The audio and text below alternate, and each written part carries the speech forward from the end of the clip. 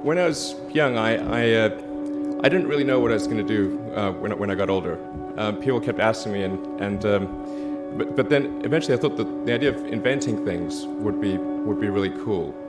And the reason I thought that was because I read a quote from Arthur C. Clarke, which said that a sufficiently advanced technology is indistinguishable from magic, and that's really true.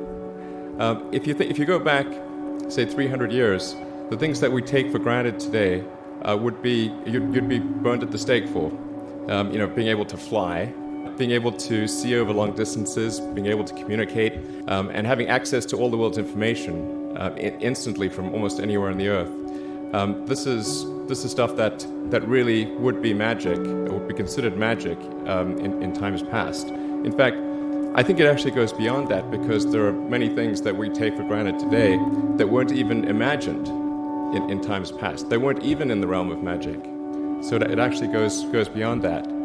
So I thought, well, if I can do some of those things, basically if I can advance technology, then that's like magic, and that would be really cool. And I also had sort of a slight existential crisis, because I was trying to figure out what does it all mean? Like, what's the purpose of things? And I came to the conclusion that if we can advance the knowledge of the world, if we can do things that expand the scope and scale of consciousness, then we're better able to ask the right questions and become more enlightened, and that's really the only way forward. I think about what technology solution is necessary in order to achieve the particular goal, and then try to make as much progress in that direction as possible. I think being a multi-planet species and being out there among the stars is important for the long-term survival of humanity.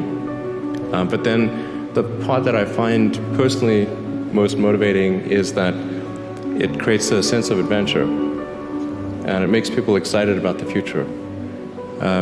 If you consider two futures, one where we are forever confined to Earth until eventually something terrible happens, or another future where we are out there on many planets, maybe even going beyond the solar system.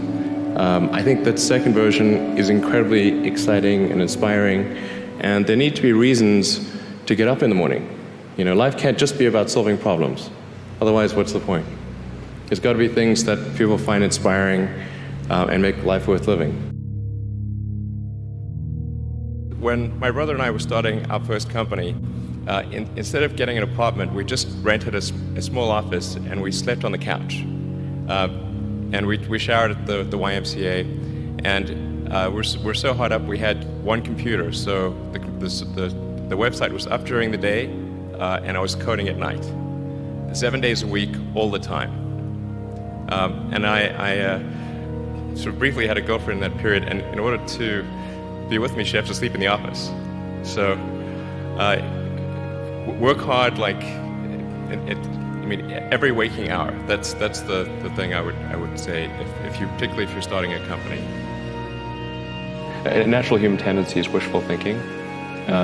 So a challenge for entrepreneurs is to say, well, what's the difference between really believing in your ideals and sticking to them versus pursuing some unrealistic dream that doesn't actually have merit? And that is a really difficult thing to tell. Can you tell the difference between those two things? Right. So you need to be sort of very rigorous in your self-analysis.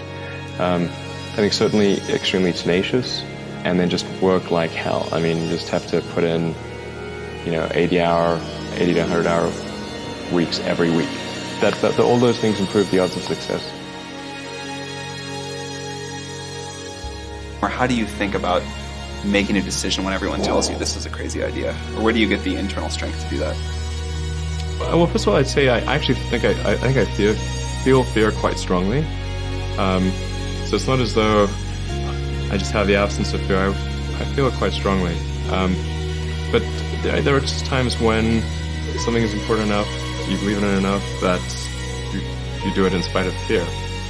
People shouldn't think, well, I feel fear about this, and therefore I shouldn't do it. It's normal to feel fear. So you just feel it and let the importance of it drive you to do it anyway? If you just accept the probabilities, then That diminishes fear. Drive overrides fear.